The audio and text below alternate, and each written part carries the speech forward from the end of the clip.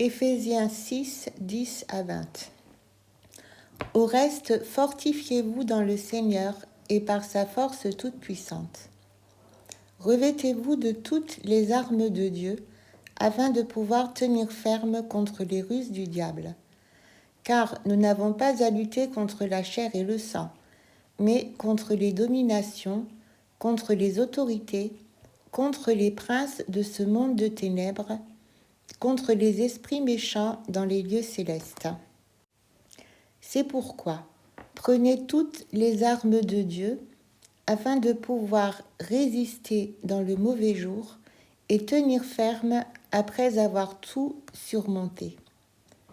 Tenez donc ferme, ayez à vos reins la vérité pour ceinture, revêtez la cuirasse de la justice, mettez pour chaussure à vos pieds le zèle que donne l'évangile de paix, prenez par-dessus tout cela le bouclier de la foi, avec lequel vous pourrez éteindre tous les traits enflammés du malin.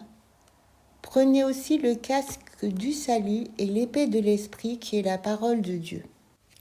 Faites en tout temps par l'esprit toutes sortes de prières et de supplications.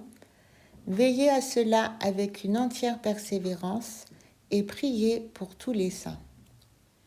Priez pour moi afin qu'il me soit donné, quand j'ouvre la bouche, de faire connaître hardiment et librement le mystère de l'Évangile, pour lequel je suis ambassadeur dans les chaînes et que j'en parle avec assurance comme je dois en parler. Reprenons au verset 12. Car nous n'avons pas à lutter contre la chair et le sang. C'est ce que Jacques et Jean n'avaient pas compris. Et je vais le lire dans l'évangile de Luc, chapitre 9, versets 51 à 56. Lorsque le temps où il devait être enlevé du monde approcha, Jésus prit la résolution de se rendre à Jérusalem. Il envoya devant lui des messagers qui se mirent en route et entrèrent dans un bourg des Samaritains pour lui préparer un logement, mais on ne le reçut pas parce qu'il se dirigeait sur Jérusalem. Alors les disciples Jacques et Jean, voyant cela, dirent « Seigneur, veux-tu que nous commandions que le feu descende du ciel et les consume ?» Jésus se tourna vers eux et les réprimanda, disant « Vous ne savez pas de quel esprit vous êtes animés, car le Fils de l'homme est venu non pour perdre les âmes des hommes, mais pour les sauver. » Et ils allèrent dans un autre bourg. Donc c'est une erreur que nous faisons souvent, nous aussi.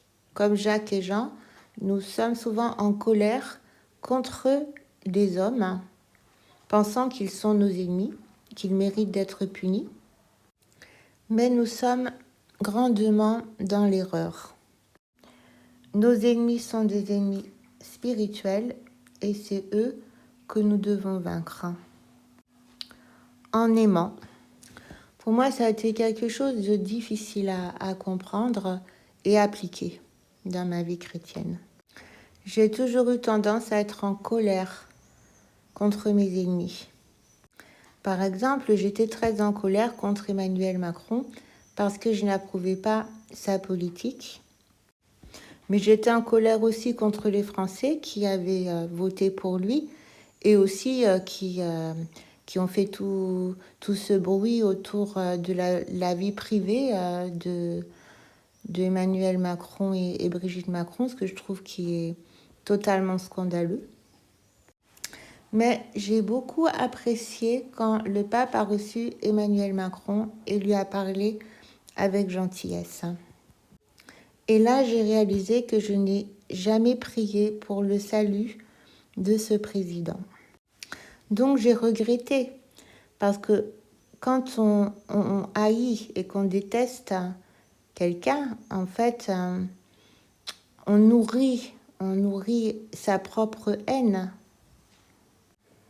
Donc j'ai décidé de changer d'attitude, de prier pour lui avec des sentiments bienveillants et de croire que oui, il peut déployer de l'énergie aussi pour une bonne cause si on lui donne une chance de le faire. Je prie aussi pour tous les autres hommes politiques du pays. Et j'espère que cette prochaine visite du pape va être l'occasion de donner un grand coup de balai. Je me souviens qu'à l'époque où j'avais encore les enfants, à chaque fois qu'il y avait un correspondant étranger qui venait passer quelques jours chez nous, c'était l'occasion pour moi de faire des rénovations et d'acheter des nouveaux objets, des couettes, des trucs comme ça pour qu'ils soient bien accueillis. Et bien sûr de faire le grand ménage. Donc j'ai toujours apprécié ces visites parce que ça donne un petit coup de motivation. Alors je crois que c'est dans ce sens qu'il faut considérer que cette visite du pape est vraiment une opportunité et une très grande bénédiction pour la France. Et je me réjouis d'avance parce que je pense que ça va être de super moments et que beaucoup de jeunes vont se convertir.